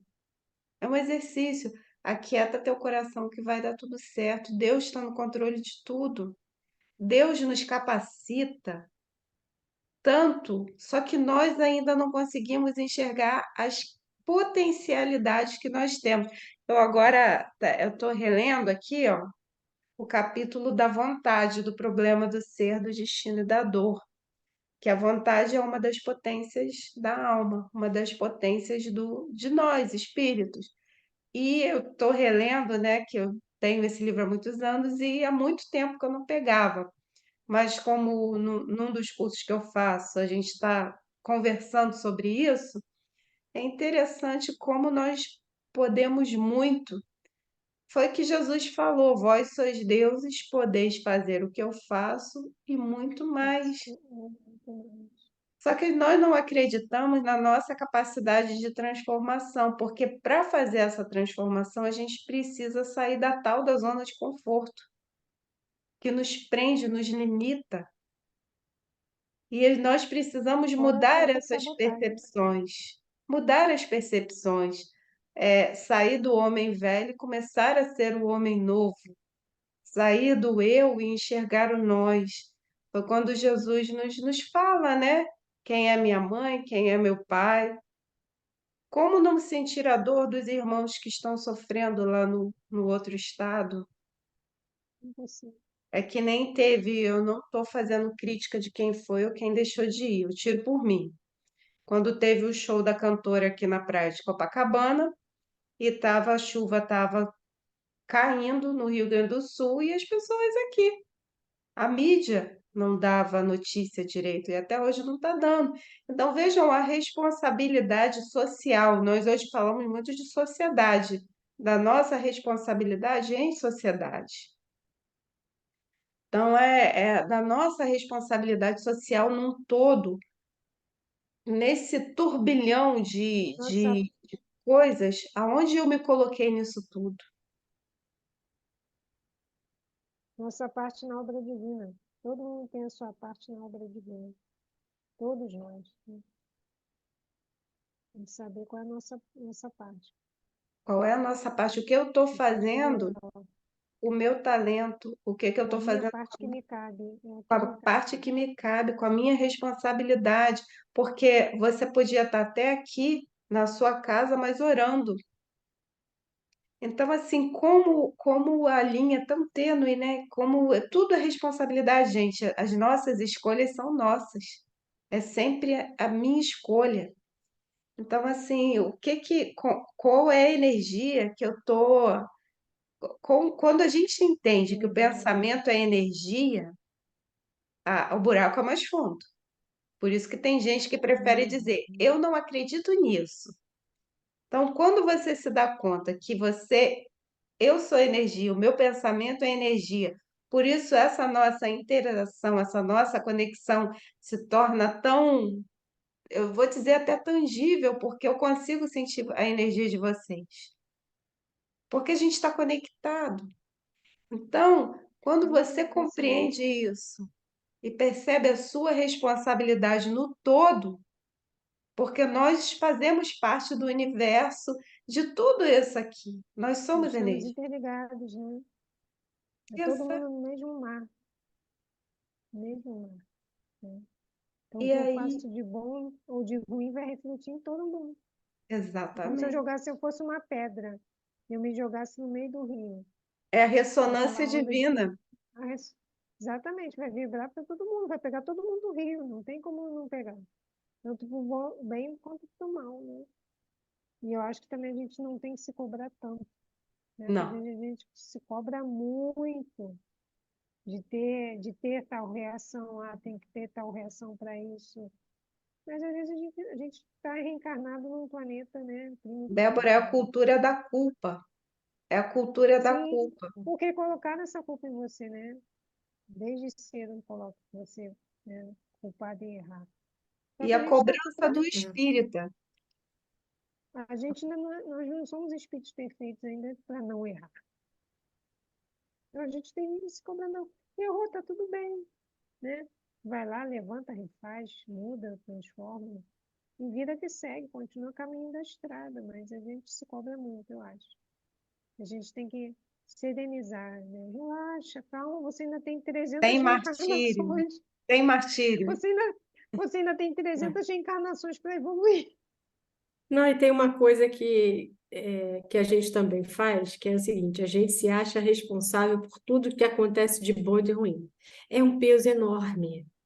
E é assim, é tirar dessa equação o plano espiritual. É como se você não pudesse errar, porque se você errar tem consequências, né? Você tem que acertar sempre, e se responsabilizar por coisas que às vezes estão fora da sua esfera, né? É pelo outro. Pelo que o outro pensa, pelo que o outro faz, você acha que você pode influenciar isso, que você pode mudar isso, e você não pode nada. Em um segundo você pode até não existir, não é? Então a gente tira muito da nossa equação de dia a dia aquilo que a gente sabe. A gente sabe que tem um plano espiritual, a gente sabe, a gente acredita no divino. Mas a gente é como se esquecesse, né? Porque quando você tenta se responsabilizar por tudo, você está dizendo que não tem uma força maior que comanda, né? Que tem algo guardado para você. Eu falo muito com os pacientes que hoje em dia, de 10 que deitam, 9 estão ansiosos, né? Muita ansiedade, muita. E aí, e principalmente com trabalho e profissão, né? Muita ansiedade. Eu falo assim, gente, não adianta ficar, você tem que ficar ansioso ou preocupado com aquilo que cabe você fazer, responsabilidade sua, que é 0,01% só depende de você. Por quê? Para comer pão depende do padeiro, depende da pessoa que limpa a rua, depende. da pessoa que liga o telefone, se falta internet. Então, o que você tem que fazer? Fazer a sua parte, que é 0,01%, fazer bem feito e entregar o resto a Deus, que Deus também tem a parte dele. Na obra divina também, o plano espiritual tem a responsabilidade dele de fazer com que tudo funcione. Então, não adianta se cobrar, você tem que se cobrar a parte que lhe cabe, porque dentro da obra, o que você pode fazer? Então, vou fazer o meu melhor para que eu possa ajudar Deus na parte dele, nessa obra divina. E Deus e o plano espiritual tem a parte dele. Isso tira um pouco o peso da ansiedade de que você tem que acertar tudo e tudo só depende de você.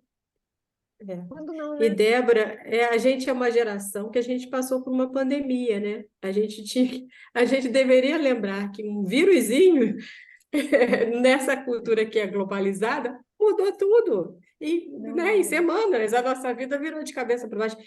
O que que eu controlo?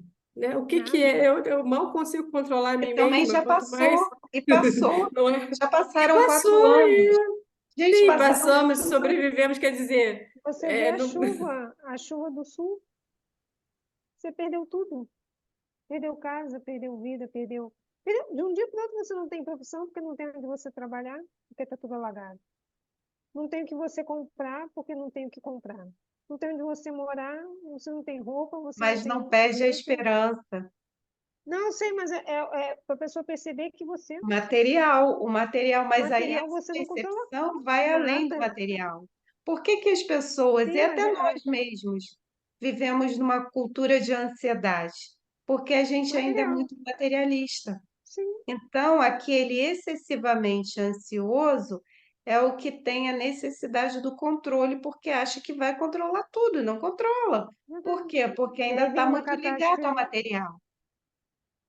e vem uma É catástrofe materialista. dessa e te mostra que você não controla nada. Que de Não, a uma hora gente para não outra você controla perde nada, a tudo. gente mal controla a Não, nossa mas vida. isso, mas às vezes essas catástrofes, assim como a pandemia, vem para te mostrar que você não controla nada. E mesmo assim as pessoas não aprendem. Não Muita gente aprendem. não aprende, Débora, muita gente não aprende. A pandemia veio e muita gente não acordou para isso. A vida foi de ponta cabeça e as pessoas continuam com as suas crenças limitantes, orgulhosas, egoístas e não mudam. Porque nós só mudamos quando nós queremos mudar. E vem a questão da zona de conforto, que foi o que a Ana muito bem colocou. A pessoa que não quer sair da zona de conforto é que acha que sabe tudo. Então você chama a pessoa assim: vai na casa espírita tomar um passe. Ah, eu não posso, eu não quero, eu agora estou na evangélica. Então, quando você não quer mudar, que aí é problema da pessoa que não quer mudar, não muda. Eu, nesses 2 últimos anos, mudei a minha vida, recomecei, porque naquele lugar que era a minha zona de conforto, eu não cabia mais lá. Já estava doendo. É como se eu estivesse numa caixa onde eu precisava crescer, me desenvolver, mas não queriam deixar eu sair da caixa. E eu precisei sair. Então, eu saí da zona de conforto porque eu não cabia mais naquele lugar. Foi difícil? Foi. Eu tive desconfortos para me readaptar? Tive. Mas hoje eu estou melhor. E estou crescendo e estou trilhando outros caminhos que intimamente, espiritualmente, eu estou muito mais feliz. E às vezes eu chamo as pessoas, vamos lá, tenta uma coisa diferente. Vamos lá, faz isso, um tratamento, vai lá ver como é. E as pessoas não vão, porque de repente, daquele jeito, está mais confortável. Porque muitas vezes acha que é essencial, que não é. Então, assim, eu estava numa posição aparentemente confortável, mas eu não cabia mais lá, não fazia mais, há muito tempo já não fazia mais sentido para mim. Mas estava bom, estava confortável. Aí eu precisei sofrer um baque da vida, porque às vezes Deus age assim, te chacoalha. Não precisa, gente, ter pandemia, nem ter enchente, não. Às vezes os sinais são íntimos. Você precisa sofrer um baque e perceber que você precisa mudar, mas é íntimo. Essa que é a questão nossa, é assim. Às vezes a gente coloca no todo o que é para nós, mas não. O que que isso tudo Uhum. está me ensinando? Hoje eu recebi num grupo da minha nova tarefa que eu vou começar a atuar ano que vem, um chamado para uma capacitação para ajudar nas pessoas que vão passar pelo luto no Rio Grande do Sul. Aí eu falei, parei para pensar assim, meu Deus, olha só o chamado de Deus. É para capacitação para ajudar os irmãos que estão lá. Eu não preciso nem estar fisicamente lá. Então, eu posso me capacitar para ajudar aqueles que estão passando pelo luto. Seja o luto de ter perdido os familiares, o bichinho de estimação, o que for. Então, mas para fazer isso, eu preciso me capacitar. Para fazer isso, inclusive no questionário que eu preenchi, tem lá, você faz terapia, porque para eu poder ajudar, eu preciso estar bem. E tinha lá, você se ajuda? Estava lá, você também se ajuda? Como é que você se ajuda? Como é o seu movimento de auto-amor? Então, assim, esse olhar não deve ser do todo, deve ser meu para o todo. Porque eu não preciso passar por uma pandemia. A gente está aí, ó, cheio de casos de dengue, tem um monte de gente desencarnando por dengue. Tá assim, ó. Tem um monte de gente que está desencarnando de problema cardíaco, de não saber levar essa coisa da ansiedade. Porque o ansioso geralmente é materialista, é o controlador. E aí, se eu sou ansiosa, o que que eu posso fazer para combater essa ansiedade? Será que eu só estou ligado ao material ou ainda sou muito ligado ao material? Como é que eu posso fazer? Eu como espírita, se eu sei que o material vai todo ficar aqui quando eu desencarnar. Eu vi vários depoimentos de pessoas que perderam tudo no Rio Grande do Sul.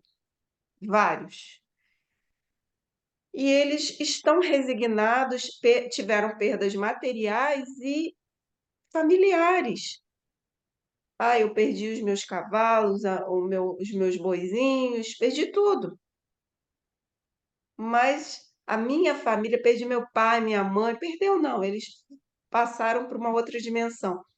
Mas eu, a minha mulher, meus filhos sobrevivemos. Nós vamos embora daqui, vamos recomeçar em outro local. Então, eles não perderam o que é fundamental na vida, na nossa vida, a esperança. Quantos de nós estamos aqui encarnados e estamos mortos? Porque perdemos a esperança, a fé. Somos mortos-vivos. Existem vários mortos-vivos. São aqueles que não se importam com o próximo, que são indiferentes. Então, eu acho que esse é o olhar que nós devemos ter para como nós, nesse capítulo 17, tem a parábola da semente. Será que nós somos solos fértil ou infértil? Será que nós ainda. Veja, como a gente ainda está no plano material, a matéria é necessária para a gente se desenvolver aqui. Até para ajudar o outro, a gente tem que ganhar o nosso, não é? Até para fazer a caridade, a gente tem que ter para o nosso sustento e para ajudar os outros. Então, assim, é necessário. A gente só não pode ter um apego demasiado, porque a gente não sabe qual vai ser o dia do nosso último suspiro aqui. Aí a gente vê na mesa mediúnica várias pessoas, vários espíritos que ainda estão presos àqueles imóveis, aquelas joias, ao dinheiro, aos familiares, que muitas vezes já estão até em outras moradas, mas as pessoas são tão apegadas a essas sensações. Então, assim, a gente como espírita tem que perceber não o outro, não, é a gente. Porque os próprios espíritas falam que existe um manicômio lá, um hospital psiquiátrico, para receber nós espíritas, que não. É, mas tem um específico dos espíritas, numa região umbralina. Porque a gente gosta de dizer que é espírita, mas não é desapegado. Tem apego ao parente, ao filho, é o meu. Olha quanto egoísmo. Então, a gente tem que aprender a ir desapegando, porque tudo isso que está acontecendo no planeta, de uma forma geral, É o exercício do desapego. Já imaginaram se acontece um tsunami aqui no Rio de Janeiro? A gente que mora aqui pertinho da praia? O que que a gente vai fazer? Eu primeiro vou pegar a Dilson, eu vou pro telhado, né? E depois eu vou ficar orando, não vou tentar não desesperar. E é isso, é a gente saber que a gente está Variado, aqui né? transitório, sabe? É só na hora que a gente vai saber mesmo, porque é muito fácil, né? A reação que cada um de nós vai ter, mas eu penso que esse exercício do desapego, pensando nas dificuldades que os nossos irmãos de outros lugares estão passando, é pensar, e se fosse comigo? E se fosse eu passando por aquela situação? Será que eu ia estar lá no abrigo ajudando ou eu ia estar procurando culpados? Que nem eu tenho visto. Então, é muito interessante a gente refletir sobre isso. Climene e Maria Silvia, vocês querem colocar alguma coisa em torno desse capítulo? Eu estava falando com as meninas que procurando complemento de leitura, eu procurei no Google, eu coloquei o capítulo e o item e apareceram 3, 4 vídeos muito interessantes. Eu acho que para os próximos fica a dica de ser um material complementar. E do E o que que exemplo esses vídeos agregaram no teu conhecimento disso? sobre as virtudes, falavam sobre as. Eu acabei não colocando na página para dividir com o grupo, mas eu acho que para os próximos Não, capítulos, mas não dependendo. foi, não foi isso que eu perguntei. Você viu o material e o que que você tirou de bom desse material? Então, ele focou muito a parte das virtudes. Hum. De bem, cada um ele focava diferente. Eu cheguei até a tomar nota. Mas eu achei muito interessante e acabei chegando lá por acaso. Eu vou colocar o que eu penso sobre isso. Nós já estudamos toda a codificação. A proposta desse livro é a gente sair da caixinha, é, no nosso raciocínio, é como vamos colocar o nosso cérebro como se ele fosse um arquivo com tudo que a gente já viu acumulado. Então, a minha Aham, sugestão é abrir os livros da codificação que nós temos em casa, ler o que tem e tentar tirar alguma coisa do nosso raciocínio sobre isso. Ir até o livro aham. dos Espíritos, porque esses capítulos são muito fáceis de ser lidos, estudados e interpretados. E eles Ah, trazem a, a, a parte do Evangelho. Então, é para a gente uhum, ler o Evangelho e escrever o que entendeu, porque é para a gente, aham, aí vem a nossa zona de conforto, porque a proposta de Hermâncio Dufour é essa nossa saída da zona de conforto e encontrar. As virtudes são várias, mas e a minha virtude? aham, O que que eu entendi desse capítulo que para mim me chamou a atenção? Será que eu estou saindo da minha zona de conforto? Porque a aham, proposta é a leitura do capítulo, e aí, como nós já estudamos toda a codificação, ir até o livro dos Espíritos e pesquisar no livro dos Espíritos, que é a questão 918 e a questão 919, e pode até trazer a sugestão para quem vai fazer o capítulo. Olha, eu li, essa é a proposta. Não é aham. ficar vendo vídeo, porque vídeo, se você for no YouTube, você vai ver milhares de vídeos sobre o capítulo Esse, como era 17. específico do item, Uhum, me chamou a atenção. Era bem específico para o item, daí me chamou a sim, atenção.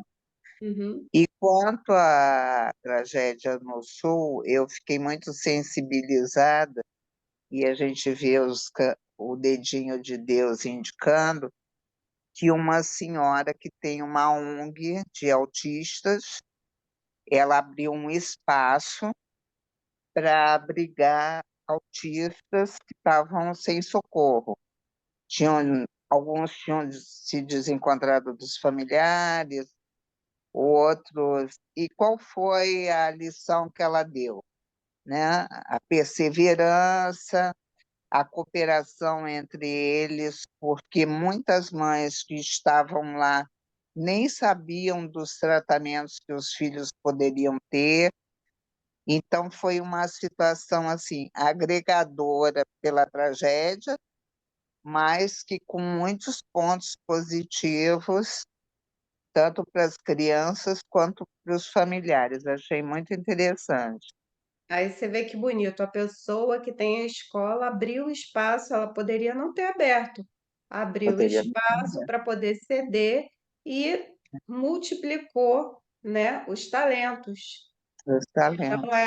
foi um Foi solo lindo, fértil. foi lindo. Então, como essa senhora fez, muitos outros estão fazendo. Vocês não É, têm ideia da movimentação de pessoas assim sensacionais e anônimas que estão ah, fazendo caridade, fazer o bem pelo bem, o povo auxiliando o povo. É uma frase que tem no livro Ação e Reação, que o benfeitor Silas fala: Deus ajuda a criatura através da criatura, é, e foi o que está mostrando que acontecendo. todos nós somos instrumentos divinos quando nós saímos da nossa zona de conforto, né, daquele espacinho que tá bom, e arregaçamos a nossa manga para simplesmente fazer o bem, não para aparecer, como a Cecília colocou no trabalho dela. Não é Ah, fazer o bem para fazer autopromoção. Ah, eu faço isso, eu faço aquilo no outro. Não, eu estou fazendo bem porque eu quero, é da minha natureza. Climene, você quer falar alguma coisa? não, Então, Cecília, Ana, já passamos 26 minutos. Você viu? Se preparem, Débora. Você falou que seu capítulo é pequeno. Você viu que os pequenos, ó, frutificam, frutificam. Essa é a beleza da gente manter essa frequência vibratória, querendo sempre aprender mais, para compartilhar mais. Então, nós esperamos que esse estudo de hoje chegue a quem precisa, ilumine quem necessita. E como nos ajudou, que eu acredito que cada uma de nós aqui vai sair dessa noite iluminada mais renovada, emanados nessa vibração de nosso Senhor Jesus Cristo, de Maria de Nazaré. Nós agradecemos a Deus por essa oportunidade que nos é ofertada, desse estudo em grupo, desse estudo mensal, aonde esse ano, começamos mês passado esse novo livro, a fazer essa nossa transformação íntima, essa reforma íntima, sem martírio, sem sofrimento, com benevolência, indulgência e perdão, transformando esse movimento de autocura numa revolução do amor de Deus em nós, pelos nossos irmãos, que nosso Senhor Jesus Cristo, Maria de Nazaré e a todos os benfeitores, André Luiz, Emmanuel, desse nosso Clube do Livro Espírita, que completará 14 anos em agosto desse ano. E, acima de tudo, a Deus, nosso Pai amoroso, justo e misericordioso, possa derramar sobre todo o planeta Terra. Mas te pedimos, Senhor, especialmente sobre o nosso Brasil, que Ismael, junto a Jesus, ampare o povo brasileiro tão sofrido,